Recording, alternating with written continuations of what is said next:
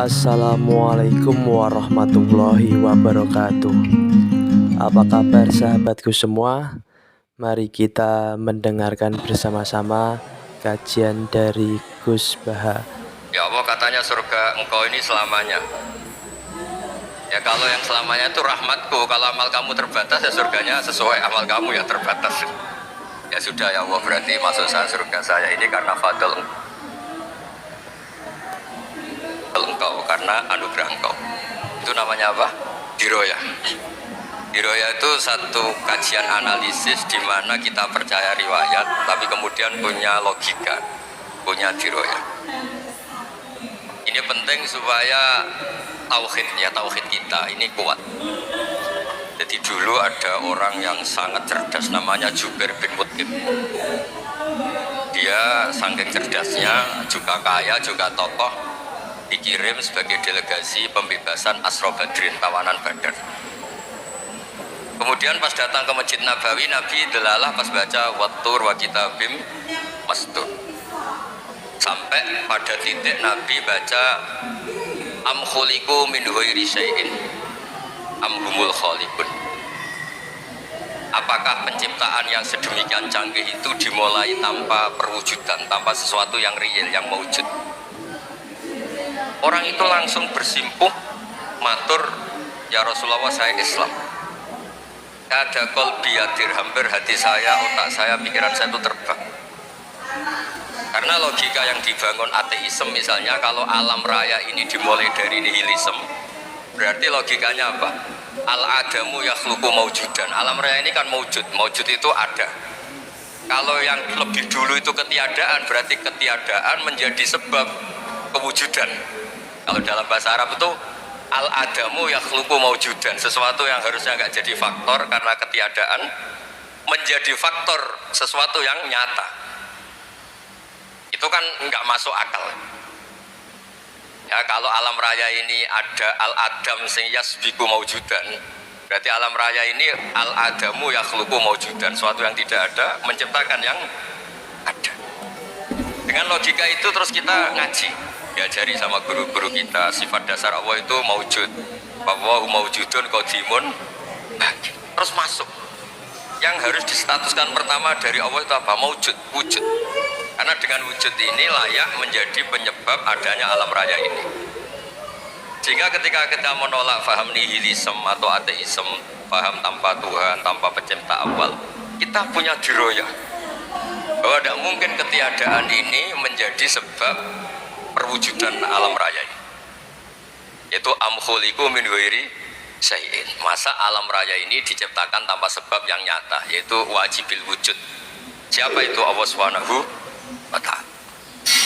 Begitu juga menyangkut sholawat. Orang boleh beda pendapat tentang redaksi sholawat. Ada sholli ala Muhammad, ala Sayyidina Muhammad, Nabi Muhammad, monggo lah, masalah redaksi saja. Tapi setelah dianalisis, Nabi itu Pak Rektor jadi Nabi setelah Nabi Isa saking dihormatinya sampai dituhankan. Juga jadi Nabi yang ada cerita masih hangat, orang Yahudi itu bunuh Nabi. Jadi yang satu mendudukkan Nabi sedemikian tinggi sampai kayak Tuhan, yang satu menjatuhkan Nabi sedemikian rendah sampai dibunuh. Kayak apa susahnya jadi Nabi Muhammad SAW. Kemudian dengan gampang Hadaddin agama ini bikin syariat yang bernama sholawat. Redaksinya monggo lah sesuai tradisi masing-masing. Allahumma sholli ala Muhammad, Allahumma sholli ala Sayyidina Muhammad, ala Nabiyina Muhammad, monggo. Tapi yang jelas redaksi ini kalau di diro yang dikaji, Allahumma itu Tuhan, Tuhan itu pemberi. Wa Muhammadun wa injalla qadruh abdun min ibadi. Muhammad apapun tinggi derajatnya tetap berstatus hamba. Sehingga agama ini terjaga oleh syighati sholawat. Agama ini terjaga oleh redaksi sholawat, yaitu Allah tetap pemberi sebagai Tuhan yang enggak tersaingi, la syarikalah. Rasulullah Muhammad wa injalla qadruh, apapun prestasinya, bisa mi'raj, bisa apa saja, tetap seorang hamba yang butuh muhtajun ila rahmati. Jika redaksi Allahumma sholli ala Muhammad ini mengukuhkan yang Tuhan tetap Tuhan, hamba pilihan tetap hamba pilihan.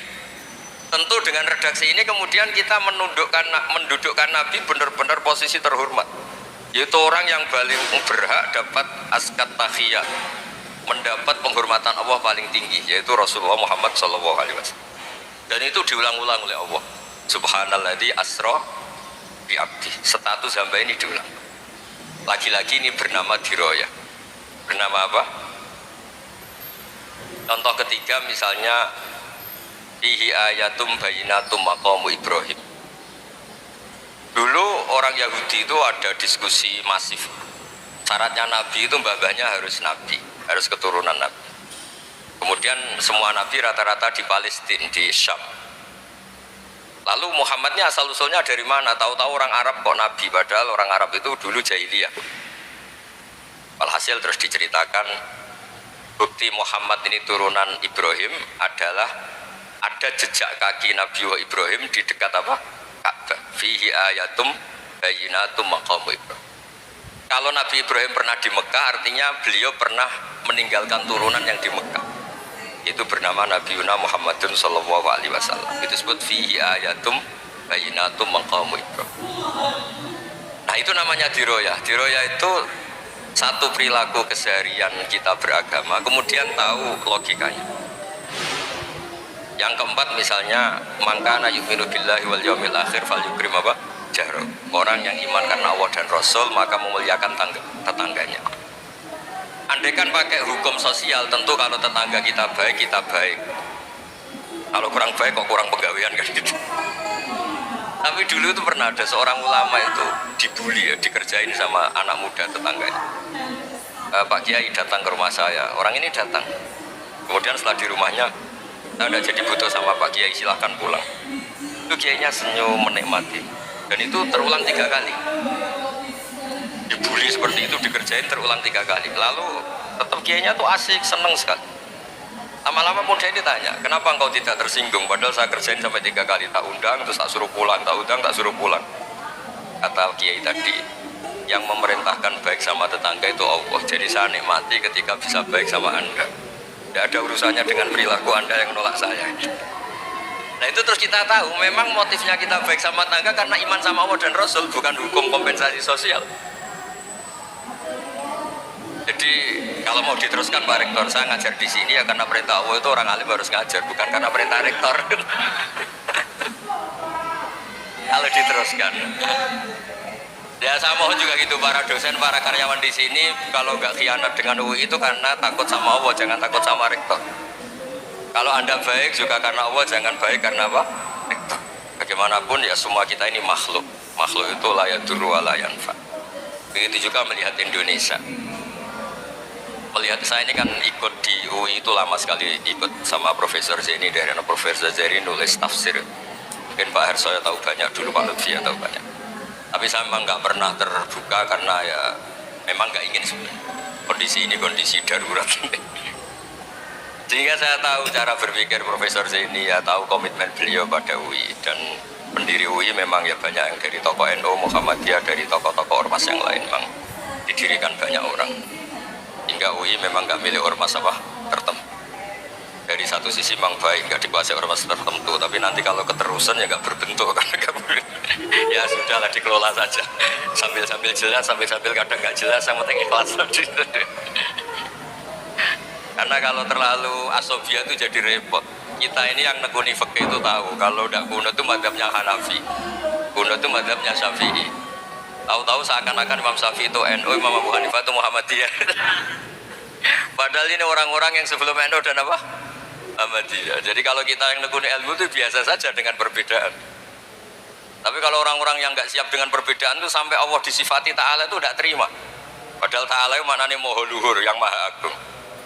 Jadi ada seorang kiai kebetulan pidato pertama Pak Rektor, Assalamualaikum warahmatullahi ta'ala wabarakatuh. Mubalik kedua ini nggak terima karena itu dianggap bid'ah ada ta'ala. Hanya dia bilang Assalamualaikum warahmatullahi ta'ala wabarakatuh.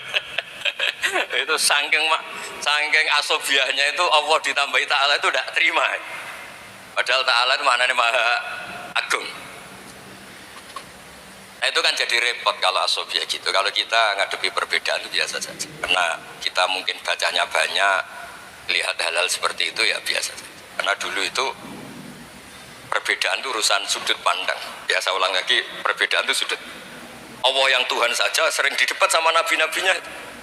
Karena urusan sudut pandang apa? Saya beri contoh ya. Suatu saat Khalilur Rahman Ibrahim itu saatnya meninggal sama Allah, Israel disuruh. Israel itu Ibrahim saatnya meninggal, ambil nyawanya. Lah datang ke Ibrahim, ya Khalilur Rahman Ibrahim, saya disuruh nyabut nyawa Anda. Itu Israel dipaksa mikir sama Ibrahim. Hal ra'aita khalilan yumitu khalilah. Kamu tahu orang yang mencintai kemudian bunuh yang dicintai. Itu logika agak benar. Akhirnya Israel kan gak biasa debat, kan gak dilatih debat, gak pernah ikut lomba UI debat ilmiah. Dia taunya nyambut nyawa aja. Kembali ke Allah. Ya Allah, kata Ibrahim, hal ra'aita khalilan yumitu khalilah. Masa kekasih bunuh yang dicintai ya. Tapi kata Allah santai, bilang ke Ibrahim, hal ra'aita habiban yakrahu ayyalqa habibah. Masa katanya dia cinta saya kemudian ketemu saya tidak berani ya. Demikian kajian dari Gus Baha. Semoga menambah ketakwaan kita kepada Allah Subhanahu wa Ta'ala. Terima kasih.